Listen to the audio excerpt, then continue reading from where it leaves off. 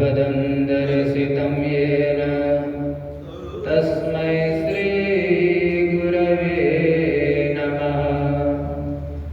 अज्ञानतिमिरान्धस्य ज्ञानाञ्जनशलाकया चक्षुरुन्मीलितं येन तस्मै श्रीगुरवे नमः।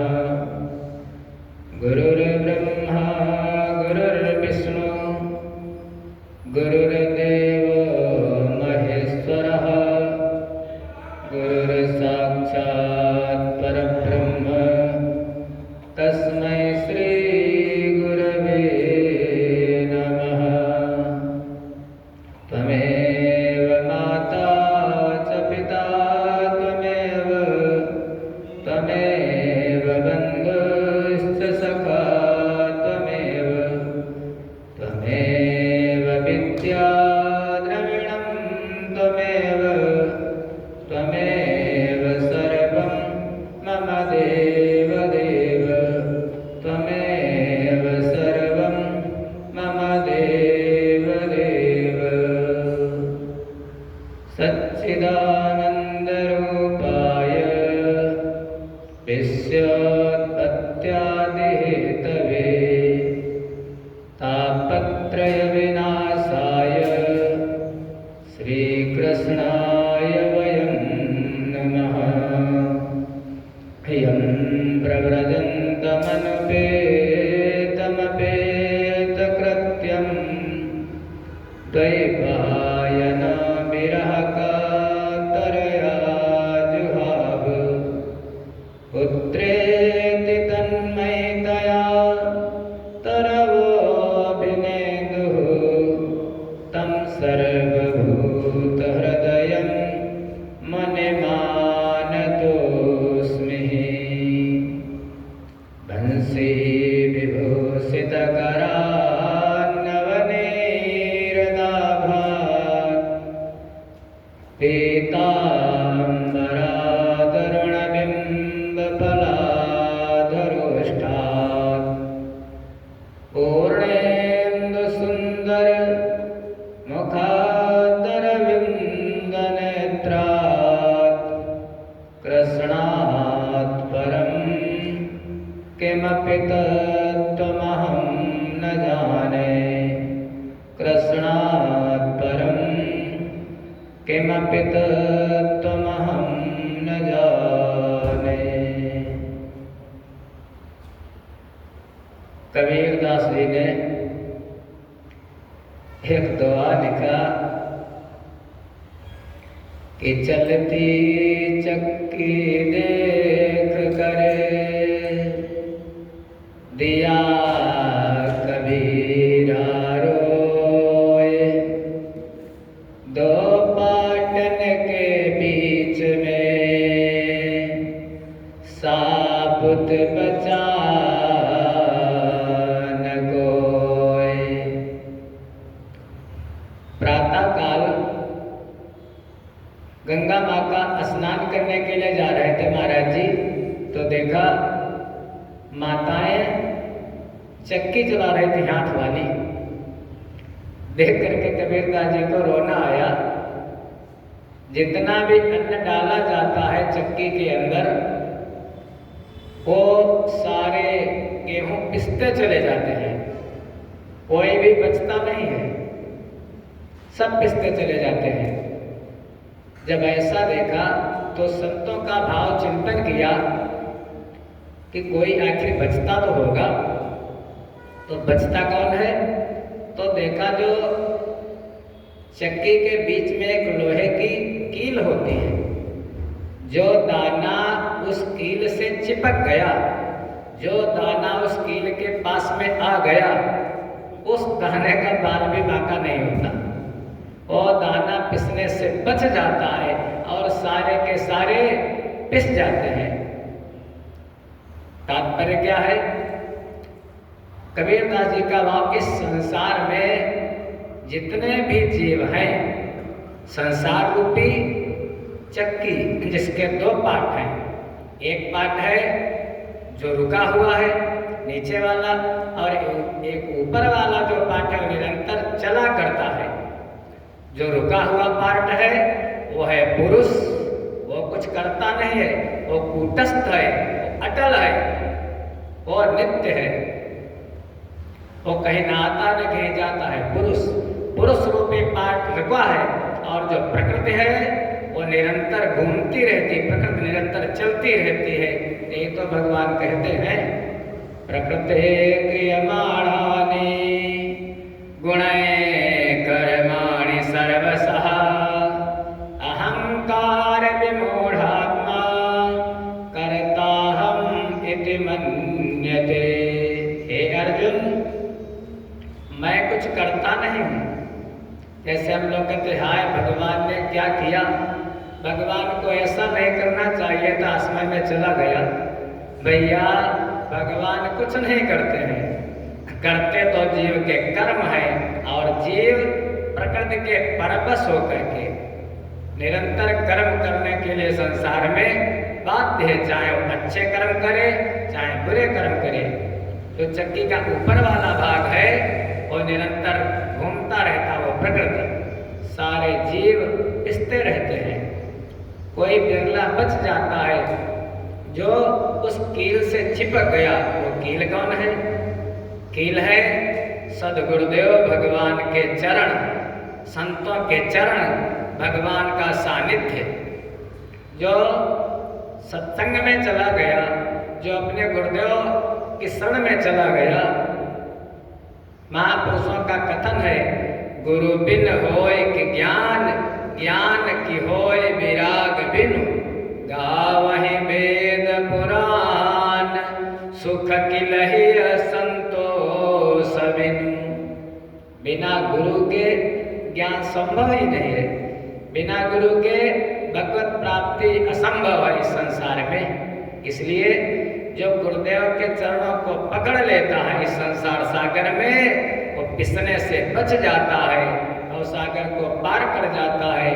भगवान शंकराचार्य जी ने बहुत सुंदर वर्णन किया है, अपार संसार समुद्र मध्य समाजतो में शरणं किमस्ति, गुरो कृपालो कृपया वदयित विशेष पादाम्बुज दीर्घनौका।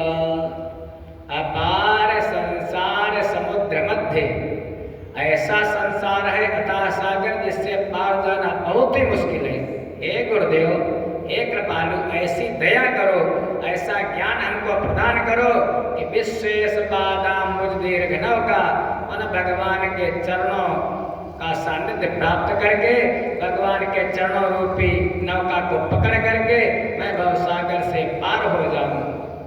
इसलिए अपने अपने गुरुदेव पर श्रद्धा, अपने शास्त्र पर श्रद्धा, अपने परमात्मा के रूप पर श्रद्धा करके भवसागर से तर जाओ।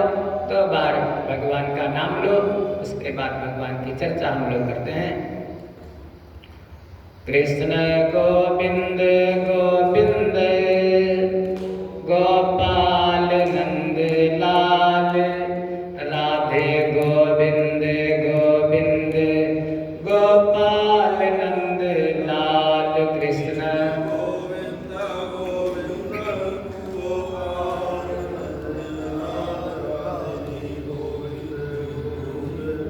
गोपाल नंद लाल, कृष्ण गोविंद गोविंद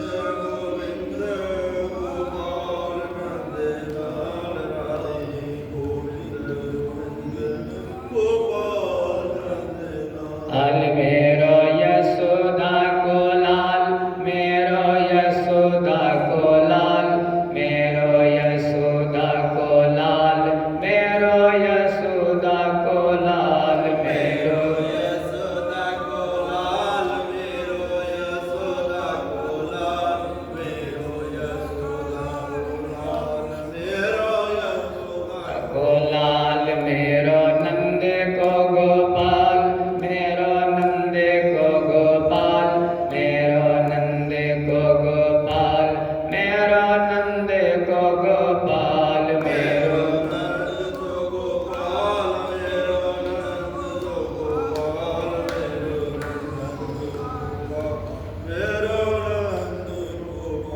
कृष्ण गोविंद गोविंद गोपाल नंद लाल राधे गोविंद गोविंद गोपाल नंद लाल गोविंद गोविंद गोपाल नंद लाल राधे गोविंद गोविंद गोपाल नंद लाल कृष्ण गोविंद गोविंद गोपाल नंद लाल राधे गोविंद गोविंद गोपाल नंद लाल गोविंद गोविंद गोपाल नंद लाल राधे गोविंद गोविंद गोपाल नंद लाल। हम सब कृष्ण कन्हैया लाल की। भागवत जी पर हम लोग चिंतन कर रहे हैं तो भागवत के 4 अंग माने जाते हैं। जैसे हम लोगों के शरीर में बहुत से अंग है, ऐसे भागवत जी के 4 अंग बताए महापुरुषों ने, विद्वानों ने। जो पहला अंग है वो है विषय। विषय क्या है भागवत जी का? तो विद्वानों का मत है भागवत का विषय केवल एक ही है, धर्म को आगे बढ़ाना। धर्म की चर्चा की गई है भागवत में। निरंतर हमारे सनातन धर्म का प्रचार प्रसार होता रहे, भगवान के नाम रूप लीला का चिंतन होता रहे, भगवान के अवतारों का वर्णन होता रहे। विषय है धर्म को आगे बढ़ाना भागवत जी का। फिर हम लोग बिना प्रयोजन के कोई कार्य नहीं करते। धर्म आगे बढ़ेगा, लेकिन हमारा प्रयोजन क्या है? तो भागवत जी का, भाई आप लोगों का भी प्रयोजन है, मंदिर क्यों आते हो? प्रयोजन है हमारा उद्धार होगा, भगवान की शरण में है। बिना प्रयोजन के कोई कार्य नहीं किया जाता। तो भागवत जी का प्रयोजन क्या है? भागवत जी का प्रयोजन है जीव का उद्धार कर देना, दैहिक दैविक भौतिक आध्यात्मिक ताप को मिटा करके। पहला ही श्लोक है तापत्रय विनाशाय। जो भागवत जी की शरण में आ जाता है उसके तीनों ताप मिट जाते हैं। जैसे हम लोगों ने मान लिया स्नान करते हैं, तेज गर्मी हुई, आए आकर के स्नान किया, या माता गंगा जी के यहाँ गए स्नान कर लिया। तो स्नान करने से अब चाहे हम घर में स्नान करें, चाहे गंगा जी में स्नान करें, कहीं भी स्नान करें, लेकिन स्नान करने से हमारे शरीर की शुद्धि हुई, हमारा शरीर स्वच्छ हुआ, हमको शांति भी मिली, ठंडक से गर्मी से राहत भी मिली। लेकिन कब पवित्र हो गए? तो पवित्र नहीं हुए। पवित्र कब हुए? कितना भी स्नान करके बैठो, लेकिन जैसे आचार्य जी कहेंगे महाराज पूजन करने के लिए बैठोगे, कहेंगे हाथ में जल लो, सबसे पहला काम क्या करो? ओम अपवित्र पवित्रो वा सर्वावस्थांगतो विवा यह स्मरे पुंडरीकाक्षं सवाहि अभिअंतरः शुचि। ऊपर जल छिड़को, और जल छिड़कने से आपके शरीर की तो शुद्धि हो गई, ऊपर तो आप पवित्र हो गए। और उसके बाद कहते हैं आचमन करो 3 बार माधवा। किससे? किसका नाम लेकर के? कौन नाम पवित्र करता है हमको? वो भगवान का नाम ही पवित्र करता है। माधवाय नमः, केशवाय नमः, नारायणाय नमः। तो वो हमारे अंदर की शुद्धि। कहाँ तक? बहुत से लोग जल लेते हैं हाथ में और हाथ ऐसे करके ऐसे छोड़ा, ऐसा नहीं करना चाहिए। ब्राह्मण के गले के महाराज जी नीचे तक, कंठ तक जाना चाहिए, क्षत्रिय के मुख तक जाना चाहिए। वैसे यहाँ तक कर ले, और लोग जो है ऊपर छिड़क ले। तो सवाहि अभियंतरः शुचि, तब हम पवित्र हुए। शरीर हमारा साबुन लगाने से स्वच्छ हो जाएगा, स्नान करने से शरीर साफ हो जाएगा, लेकिन पवित्र वो मंत्रों की शक्ति के द्वारा हमारा शरीर पवित्र होता है। अपवित्र अपवित्र हुआ, जब ये किया तो हमारा शरीर पवित्र हुआ। लेकिन हम भगवान की कथा में आ गए, हम भगवान की कथा सुनने लगे, हम भगवान की शरण में आ गए, या हमने गंगा माँ का दर्शन कर लिया तो हमारे कहते हैं बाहर की भगवान की कथा बाहर और अंदर दोनों को पवित्र कर देती है। तापत्रय विनाशाय, तीनों तापों को शांत कर देती है भगवान की कथा। प्रयोजन तीनों तापों की शांति, जीव को मुक्त कर देना। फिर कथा का अधिकारी कौन है? ये नहीं जो कोई है उसको सुनाने लगो, जो कोई उसको सुनाने लगो। कथा में रुचि नहीं है और उसको सुनाओगे तो महाराज आप भी पाप के भागी होगे। जो भगवान के भक्त हैं, जो सनातनी हैं, जो सनातन धर्म का पालन करने वाले हैं, जो भगवान के नाम रूप लीला का ध्यान करते हैं, गोस्वामी जी ने भी कह दिया है रामचरितमानस के अंत में, द्विजद्रोही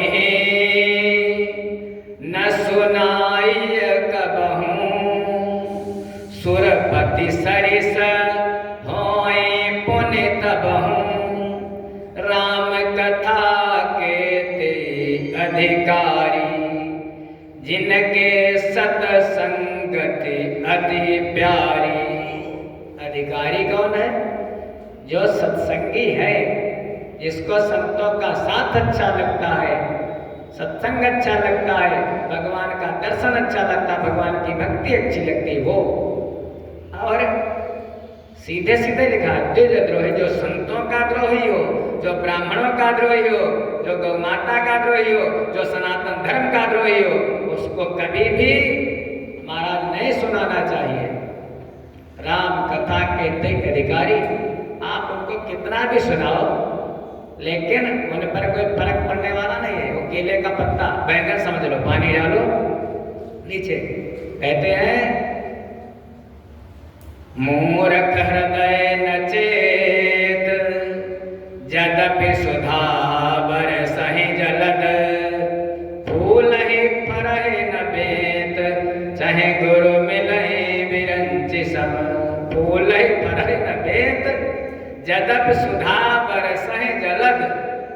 जो बेत का वन होता है, आप लोग देखे होंगे वो कुर्सी जो आती बेत वाली, तो बेत का वन कितनी भी बारिश हो लेकिन वो फूलता और फलता नहीं है। जब चाहे अमृत की वर्षा क्यों न हो जाए, जब सुधा बरसहि जलद। और वैसे ही मूर्ख हृदय न चेत, मूर्ख को कभी चेतना नहीं होती, चाहे उसको कितना भी ज्ञान हो, जब चाहे गुरु मिले बिरंज सम, चाहे ब्रह्मा जी क्यों न आ जाए, नहीं चेतता है। समाज को दो भागों में बांटा, एक है आस्तिक और दूसरे हैं नास्तिक। आस्तिक जो भगवान को मानते हैं, जो पूजा पाठ को मानते हैं, जो संतों का साथ करते हैं, जिनकी ब्राह्मणों के चरणों में रहती है, जो गौ माता की सेवा करते हैं, वो तो आस्तिक। अस्ति माने है, कोई ईश्वर है, कोई परमात्मा है, कोई भगवान है वो। और दूसरे वाले हैं वो कहते हैं हम भगवान भगवान कहते तो अलग बात, साथ में लगा देते हैं एक महाराज और पूछ जोड़ देते हैं भगवान भगवान। हम भगवान भगवान को नहीं मानते। अरे क्यों माने? अपना कमाते अपना खाते हैं। अरे भैया वो तो पशु भी खाते हैं, पशु भी अपना पेट भर लेते हैं। वो कौन है? वो है नास्तिक। ना अस्ति नास्तिको वेद निंदका, जो वेद की निंदा करें, जो शास्त्रों की निंदा करें, जो हमारे देवी देवताओं का अपमान करें, जो हमारे ग्रंथों को जला दें, मनु स्मृति को जला करके फोटो बनाते हैं, सिगरेट से जला करके, उनको उसी में सुख मिलता है। तुम्हारे जलाने से क्या हमारा शास्त्र महाराज खंडित हो जाएगा? शास्त्र कहीं चला जाएगा? वो कभी नहीं जाने वाला है। वेद भगवान वो तो अपौरुषेय है। तुम्हारे अपमान करने से रामचरितमानस का, हमारे भगवान का, क्या भगवान का कुछ होगा, लेकिन तुम्हारी दुर्गति जरूर हो जाएगी। वर्तमान के समय में तुम सोशल मीडिया पर भले को फॉलोवर बना लो, चाहे जितने व्यूज पा लो, इसका अपमान करके, हमारे सनातन धर्म का अपमान करके, लेकिन बड़ी दुर्गति होगी आगे चल करके। संत महापुरुष कह गए संवत 2000 के आगे ऐसा योग पड़े कोई नहीं बचेगा, घबराना मत, जितने दुष्ट हैं।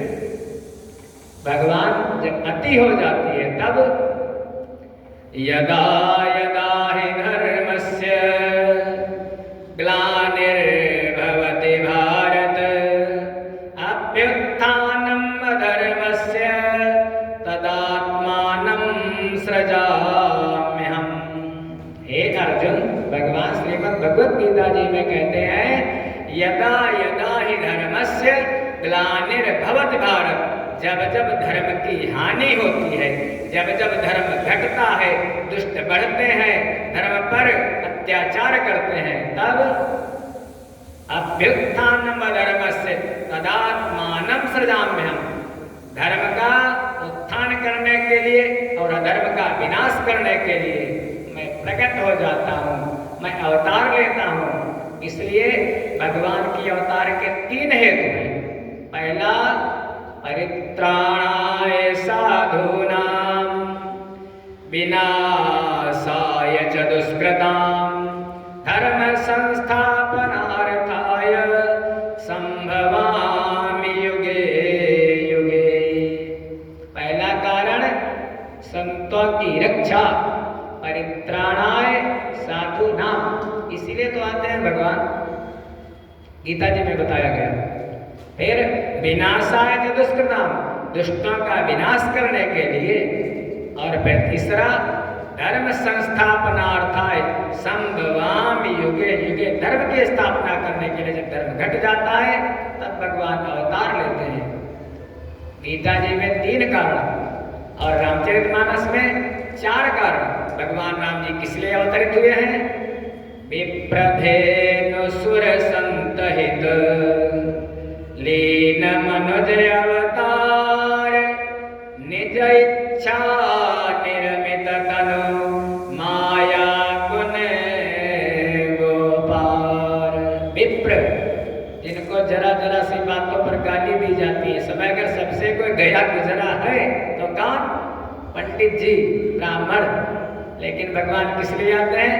पहला शब्द विप्र, फिर धेनु, गौ माता का तो हाल ही मत पूछो, दर दर ठोकरें खाती हैं, रोड पर कहीं टक्कर लगती है ट्रक से, कहीं किसी से, और जितनी दुर्गति गौ माता की है महाराज, किसी जीव की नहीं है, काटी भी जाती हैं। बहुत से मुहिम चली, बहुत से आंदोलन हुए, अभी 27 अप्रैल को भी जगह जगह पर ज्ञापन दिया गया, लेकिन हमें तो लगता देखो भगवान कब सुनेंगे गौ माता की। बस अगर गाय नहीं सुरक्षित तो धर्म कहाँ से सुरक्षित होगा? गावो विश्वस्य मातरा, गो माता जो सारे जगत की माता है, संगभूमि विचारी गौतमधारी। विप्र, धेनु, सुर, देवताओं का हित करने के लिए, और संत हित, ये 4 हेतु हैं भगवान के अवतार लेने के। और यहाँ ऐसे समझ लो, गोस्वामी जी ने और सरल कर दिया है कि जब जब होए धर्म कई हानि बाढ़हि असुर अधम अभिमानी तब तब धरे प्रभु विविधि शरीरा हरहि कृपा निधि सज्जन पीरा। जब जब होई धर्म कई हानि बाढ़हि असुर, रावण, कंस, हिरण्याकश्यप, शिशुपाल, जब ऐसे अत्याचारी बढ़ जाते हैं, और आजकल तो नाम लेने की आवश्यकता नहीं, आप सब लोग जानते हो कितने अत्याचारी हैं। ये तो छोटे तो बड़े बड़े जब नहीं रहे तो ये क्या रहेंगे? तब तब धरे प्रभु विविध शरीरा, कहीं वामन, कहीं परशुराम, कहीं राम, कहीं कृष्ण, कहीं कच्छप, कहीं बाराह, कहीं मत्स्य, कहीं नरसिंह, तब तब धरे प्रभु विविध शरीरा। भागवत जी में भगवान के 24 अवतारों का वर्णन है। मुख्य तो 10 अवतार माने जाते हैं नारायण के, लेकिन भागवत जी में 24 अवतारों का वर्णन है। तो पहला विषय भागवत जी का विषय धर्म को आगे बढ़ाना, प्रयोजन जीव का उद्धार कर देना। फिर पात्र कौन है? तो पात्र महाराज जैसे देवर्षि नारद, जैसे उद्धव जी, जैसे अर्जुन, जैसे मीरा, जैसे नरसिंह भगवान के भक्त पात्रता देखकर ही भगवान का उपदेश, भगवान की भक्ति का करना चाहिए। फिर संबंध, संबंध क्या है? संबंध चौथा संबंध है उस ज्ञान को प्रदान करके, ज्ञान को दे करके और भक्त का और भगवान का संबंध स्थापित कर देना। ये भागवत जी के 4 अंग हैं। भागवत जी में 4 अक्षर भी हैं, भा, गा, वा और ता। पहला अक्षर भा, भाष्य, भाष्य जिसमें भक्ति का वर्णन है, भाष्य जिसमें भगवान के 24 अवतारों का वर्णन है। भाष्य कहा जाता भक्त, जिसमें भक्तों की कथाएं हैं, भगवान के भक्तों की बहुत सी कथाएं हैं। फिर दूसरा अक्षर है गा, गा से इसमें ज्ञान का निरूपण किया गया है, जिसमें ज्ञान की कथा है। भागवत जी का 11 स्कंद भगवान की मूर्धा मानी जाती है, भगवान का मस्तिष्क माना जाता है, जहाँ पर भगवान ने उद्धव को उपदेश किया है, मैत्रेय जी ने विदुर को ज्ञान दिया है, महाराज कपिल भगवान ने अपनी माँ देवहूति को ज्ञान दिया है, ऐसे सुखदेव जी ने परीक्षित को ज्ञान दिया है। ऐसे गा, गा से ज्ञान, ज्ञान की कथा है। फिर तीसरा है वा, वा से वैराग्य। जो कोई भी विधिवत भागवत को श्रवण कर लेता है, मन लगा करके सुने महाराज, अगर कोई मन लगा करके पूरी भागवत को सुन लेता है तो वो वैराग्य उसके जीवन में तुरंत आ जाता है। कहीं की घटना है, हमारे गुरुदेव वर्णन करते हैं, गुरुदेव के गुरुदेव कहीं कथा सुनाने गए थे, तो उसने अपनी बिटिया का विवाह किया और बेटी का विवाह करने के बाद कथा सुनी श्रीमद् भागवत की। और जैसे ही कथा ने विराम लिया, एक तरफ तो कथा सुनाने वाले महाराज जी गए और दूसरी तरफ जो यजमान था, ऐसा वैराग्य उसने भी घर छोड़ करके संन्यास को प्राप्त किया। तो भागवत की कथा यदि कोई मन लगा करके सुन लेता है तो वैराग्य की प्राप्ति होती है। भक्ति, ज्ञान, वैराग्य और चौथा अक्षर है दा। भक्ति, ज्ञान, वैराग्य की तत्काल प्राप्ति हो जाती है। ऐसी भागवत जी की कथा है, ऐसा भागवत जी का रहस्य है, ऐसा भागवत जी का सार है। एक बात और है, अब सुनाई किसने किसको, तात्पर्य क्या है? तो एक दिन के बाद भगवान नारायण वैकुंठ में विराजमान, सभी 88,000 ऋषि मुनि, सौनकादिक 88,000 ऋषि मुनि, उनके मन में आया कहीं पर स्वाध्याय करें, कहीं पर यज्ञ करें, कहीं पर तप करें, लेकिन पृथ्वी पर सबसे बढ़िया स्थान कौन सा है? ये प्रश्न उठता है, यही प्रश्न उठाता है एक बार प्रयाग में। सबसे बढ़िया देवता कौन है? सबसे श्रेष्ठ योनि कौन है? सबसे श्रेष्ठ समय कौन है? सबसे श्रेष्ठ व्रत कौन है? और पृथ्वी पर सबसे बढ़िया वाला स्थान कौन है? प्रयाग में संतों का सत्संग हुआ, उसमें भी ये बात उठी थी। तो संतों के मन में आया सबसे बढ़िया स्थान कौन है? पूरी पृथ्वी का भ्रमण किया, तीनों लोकों का भ्रमण किया, लेकिन कोई स्थान ठीक नहीं लगा। जाकर के पहुंचे भगवान नारायण के पास, प्रभु मैं 1000 वर्ष का अनुष्ठान करना चाहता हूँ, 1000 वर्षों तक साधना करना चाहता हूँ, कोई बढ़िया सा स्थान हो तो हमको बताओ।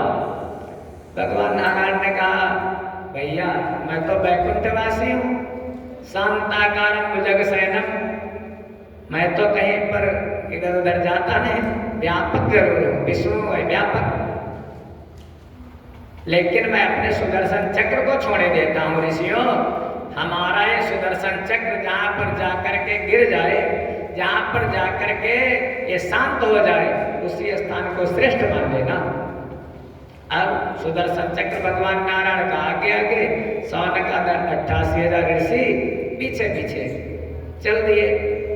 तीनों लोगों में भ्रमण किया, लेकिन जरा से भी उसकी गति मंद नहीं हुई। अगर टाप में जा रहा तो टापे में जा, गति कम नहीं हुई बिल्कुल। यहाँ भी आया होगा, बरेली भी आया, दिल्ली भी आया, मेरठ भी आया, जगह जगह गया, लखीमपुर हरदोई हर जगह, लेकिन गति मंद नहीं हुई। आखिर में एक स्थान ऐसा आया, कौन सा स्थान है? जहां पर संतों ने तप किया है, जो हमारे मूल में है, जो पृथ्वी के मूल में है, वहीं पर जाकर के उस चक्र की गति वो मंद हो गई और चक्र की नेमी टूट गई। बीच में जैसे आपने देखा होगा, कोई पहिया होता है तो पहिया के बीच में धुरी होती है। एक चरण तो मनश्चक्र योग माया उपासिता, वो जो रथ की धुरी थी वो धुरी टूट गई चक्र की, और चक्र जाकर के नीचे पृथ्वी में समाहित हो गया, पुनः भगवान के पास चला गया। नाम क्या पड़ गया? प्रेम से बोल रहे हैं नैमिषारण्य धाम की। हमारे अनिल जी चर्चा करते थे कल नैमिषारण्य की। तो नैमिष धाम की ये महिमा है, इसलिए महिमा है, पृथ्वी के प्रारंभ काल में ब्रह्मा जी से सृष्टि चली ना। ब्रह्मा जी के जो पुत्र हैं वो है मनु महाराज। ब्रह्मा जी का शरीर 2 भागों में, दाहिने अंग से मनु महाराज और बाएं से शतरूपा। सृष्टि के प्रथम पुरुष मनु महाराज से उत्पन्न होने के लिए हम लोग कहलाए मनुष्य। पृथ्वी पर शासन है, और शासन कहाँ है? अयोध्या के राजा है मनु महाराज। वर्ण क्षेत्र है, भगवान ने वहां पर अवतार लिया है। लेकिन एक समय मनु महाराज के मन में वैराग्य उत्पन्न हुआ। वैराग्य उत्पन्न हुआ कि होय न विषय विराग, बसत भवन भा चौथपन, हृदय बहुत दुख लाग, जन्म गयो हरि भगति बिनु।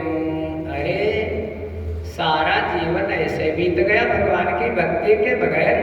बहुत दुख हुआ मनु महाराज को। मनु महाराज के हैं 2 पुत्र और 3 बेटियां। पुत्र कौन? बड़े वाले पुत्र का नाम उत्तानपाद, छोटे वाले का नाम प्रियव्रत। 3 पुत्रियां आकुति, प्रसूति, देवहूति। और उसी समय बेटा कहता है, राजकुमार युवराज उत्तानपाद कहता, पिताजी अभी राज्य में नहीं लूंगा, हमें अभी और थोड़े दिन आपका साथ चाहिए। लेकिन महाराज मनु बर बसराज सुतहेन्द्रपति नारी समेत गवन बन कीना। बरबस माने जबरदस्ती बेटा। और हम लोग क्या करते हैं आजकल? कितने भी बूढ़े हो जाते हैं लेकिन दुकान गद्दी नहीं छोड़ते हैं, चाबी नहीं छोड़ते, घर नहीं छोड़ते हैं। और शास्त्र क्या कहता है? ब्रह्मचर्य, गृहस्थ, वानप्रस्थ और सन्यास। बरबस राजसुत जबरदस्ती बेटा ये तुम्हारा है लो, और अकेले नहीं, क्योंकि एक गाड़ी के 2 पहिए हैं। आपकी अर्धांगिनी आधे अंग की वो मालकिन है महाराज, आधे पर उसका अधिकार है। जब तक वानप्रस्थ में हो तब तक आपकी पत्नी आपके साथ में, और जब संन्यास है तो फिर काम्या नाम कर्मणाम न्यासा, तो वानप्रस्थी हो गए।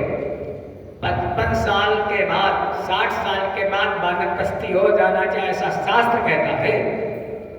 यदि दुकान का शटर प्रातःकाल आपने उठाया, हमारे आचार्य जी ने, सचिव भैया ने प्रातःकाल मंदिर खोला, बंद करेंगे? नहीं बंद करेंगे। जब सायंकाल होगा तो मंदिर को बंद कर देंगे। दुकान का भी शटर गिरा दिया जाता है। तो आपने अगर अपनी दुकान खोली है, ब्रह्मचर्य, गृहस्थ में रहे तो एक दिन इस दुकान का शटर गिराना भी तो है, वानप्रस्थ में भी तो जाना है। जब शास्त्र कहता है शासनात्मक शास्त्रम, उसको मानना चाहिए।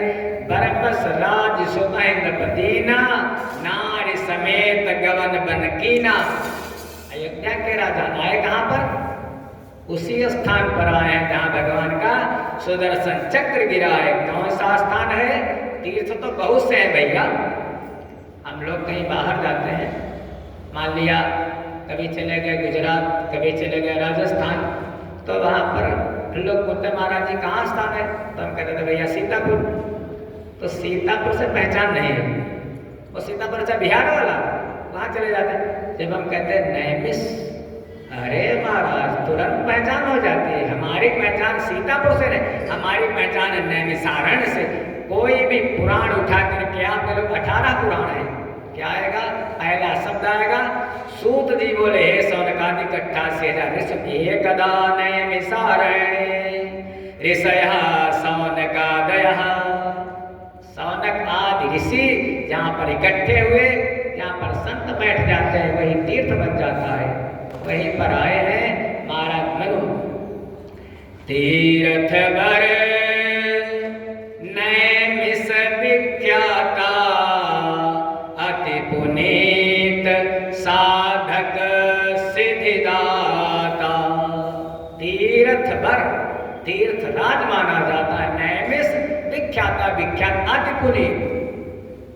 घर में अगर कोई मंत्र का आप जप करते हो तो फल मिलता है, ऐसी बात पर नहीं मिलता, फल मिलता है। मंत्र वही है, आपने ओम नमः शिवाय का जप किया तो फल मिलेगा। घर में जप रहे हो बिल्कुल मिलेगा। लेकिन उसी मंत्र को आप आकर के यहाँ पर बैठ करके जप करो, मंदिर में बैठ करके भगवान के सामने जप करो तो 10 गुना फल ज्यादा हो जाएगा।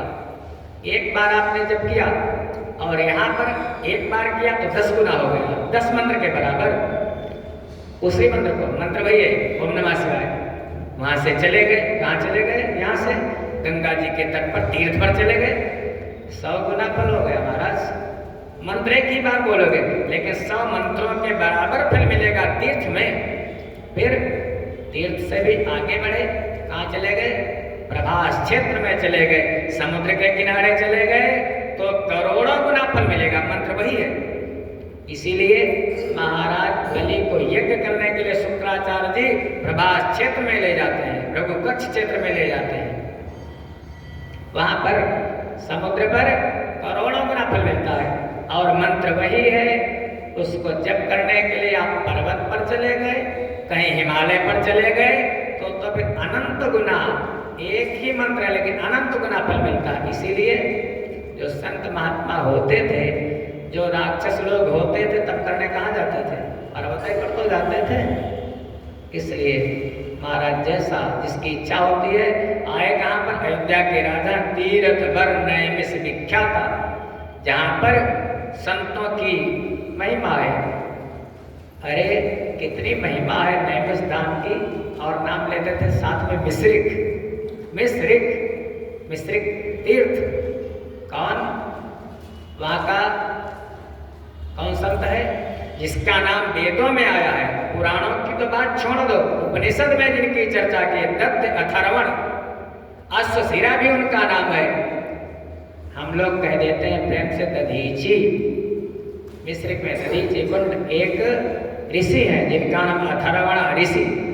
एक आगे आएगा भागवत जी के किसी समय, एक दैत्य, जिस दैत्य का नाम वृत्तासुर, त्वष्टा का पुत्र, दैत्यों का सम्राट, देवताओं से युद्ध हुआ, स्वर्ग पर अधिकार कर लेता है। अब पता चला कि अगर महाराज दधीच अपने शरीर की हड्डियां दान कर दें और दधीच की हड्डी से यदि कोई अस्त्र बनाया जाए उसके द्वारा वृत्तासुर का वध किया जा सकेगा।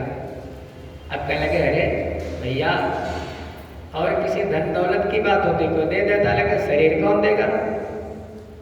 लेकिन बस शरीर देने वाला कौन है? हमारा दो ही दे सकते हैं। वृक्ष कबहु नहीं फल बकै, नदी न संचय नीर, परमारथ के कारण साधुन धरा शरीर। वो तो तब की बात थी। अब भी महाराज परम श्रद्धेय उड़िया बाबा जी महाराज, कोई आकर के कोई दुष्ट उन पर प्रहार कर देता है बांका से, लेकिन वो जरा सा भी उसका प्रतिघात नहीं करते, कहते हरी इच्छा मान करके उससे से उनकी मृत्यु हुई थी।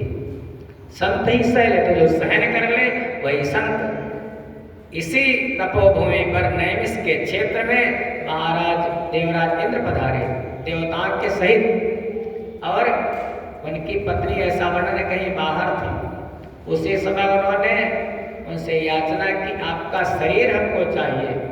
ऋषिवर ने कहा, देवराज शरीर तो मैं दे दूंगा, लेकिन हमारा शास्त्र कहता है तीर्थों में जाना चाहिए। अभी मैं किसी तीर्थ में नहीं गया, यहीं पर ध्यान करता हूँ, भगवान का जप करता हूँ, मनन करता हूँ, चिंतन करता हूँ, तीर्थ नहीं गया। अभी मैं तीर्थों में जाने का मेरा मन है।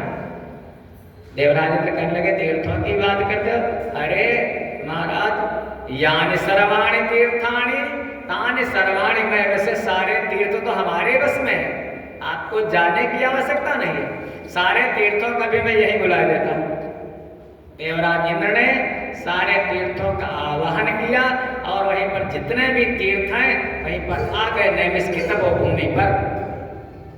वहीं पर उन्होंने सारे तीर्थों का स्पर्श किया, दर्शन किया, मार्जन किया।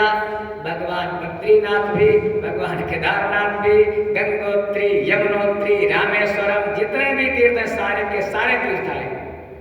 प्रयागराज नहीं आए थे। जब प्रयागराज नहीं आए तो सारे देवताओं ने मिलकर के प्रयागराज की स्थापना करती, ललिता देवी के पास में पंचप्रयाग माना जाता है। तो हम लोगों के यहाँ जब अभी फाल्गुन का महीना आता है, होली से 15 दिन पहले, तो वहीं मिश्रिक में 84 कोसी परिक्रमा की जाती है। बहुत से संत लोग, बहुत से लोग जाते हैं 84 कोसी परिक्रमा में। जो 84 कोसी नहीं कर पाता है तो फिर मिश्रिक में पंचकोसी परिक्रमा कर ली जाती है। तो 84 कोसी परिक्रमा के अंतर्गत पड़ाव होते हैं, आज यहाँ पर, कल वहाँ पर, तो वहीं पर कहीं पर रामेश्वरम, कहीं पर बद्रीनाथ, कहीं पर केदारनाथ, जहाँ जहाँ पर तीर्थों का स्थापना की थी देवराज ने, वहीं वहीं पर जाकर के भक्त लोग विश्राम करते हैं, बहुत फल मिलता है। ऐसा तपोभूमि है नैमिष क्षेत्र। महाराज वहीं पर आए, महाराज मनु महाराज तपस्या के कभी जाना, तो जब जाओगे चक्र से आगे चल करके थोड़ा गोमती मैया की तरफ, वहीं पर जहाँ पर व्यास करती है, वहीं पर मनु महाराज और शत्रुपा जी दोनों का विग्रह वहीं पर तप किया उन दोनों ने, तपोमूर्तियों ने। तीर्थ पर नैमिष विख्याता, भगवान का जो सुदर्शन चक्र था, ऋषि लोग उसी के पीछे पीछे थे, वहीं पर आ करके वो नैमिष की तपोभूमि पर गिर गया। नैमिषारण्य जंगल था, नैमिष क्योंकि चक्र की नेमी टूटी, इसीलिए नाम पड़ गया आरण्य, नैमिषारण्य। वहीं पर 88,000 ऋषि बैठ गए।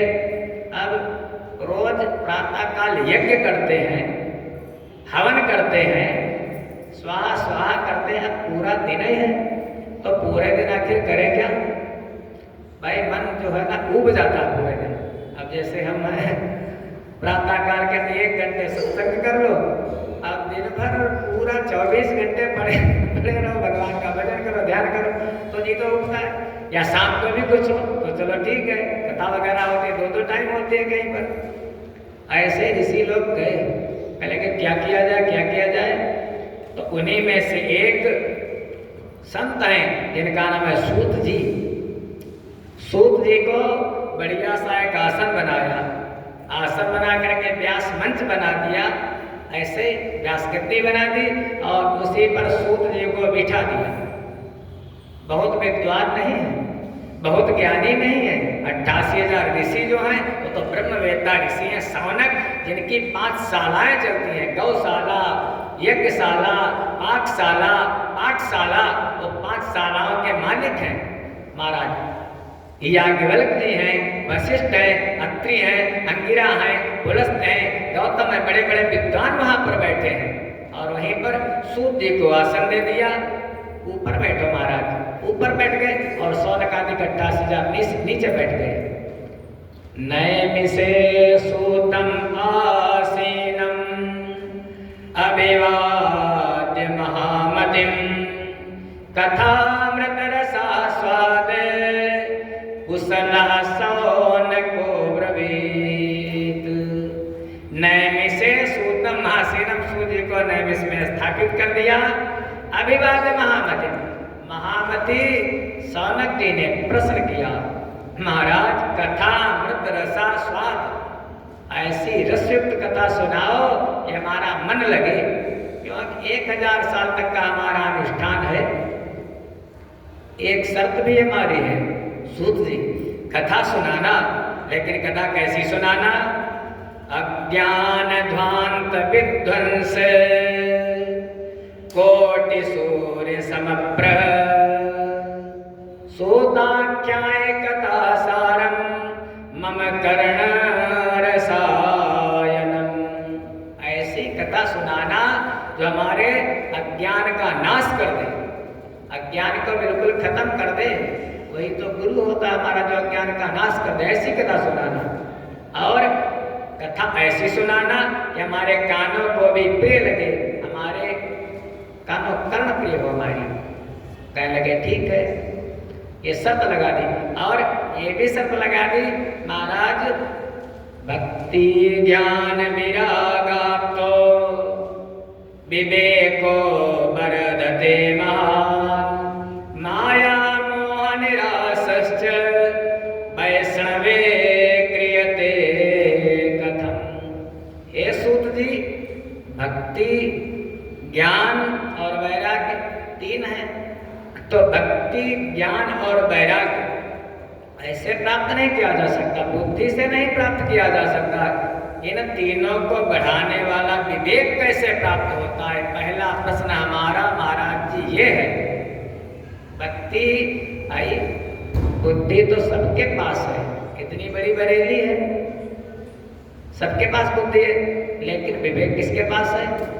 हम तो जानते हैं, जितने लोग यहाँ पर बैठे हैं या कहीं भी कथा में मंदिर में भगवान के पास बैठे, विवेकी तो वही है जिनको इतना तो बोध होना चाहिए हम कहाँ से आए हैं, कहाँ को जाना है।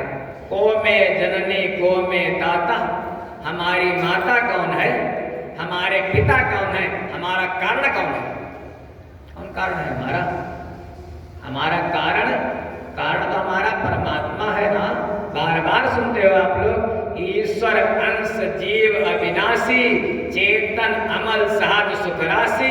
तो ये तो सिद्धांत है फिजिक्स का कि जब तक कार्य कारण को प्राप्त नहीं कर लेता है तब तक उसको शांति नहीं मिलती है। अरे आपके तो हजारों जन्म हुए हैं, आसक्ति लगा दे तो हमारे मम्मी हमारे पापा, पिछले वाले जन्म के मम्मी पापा थे क्या याद है?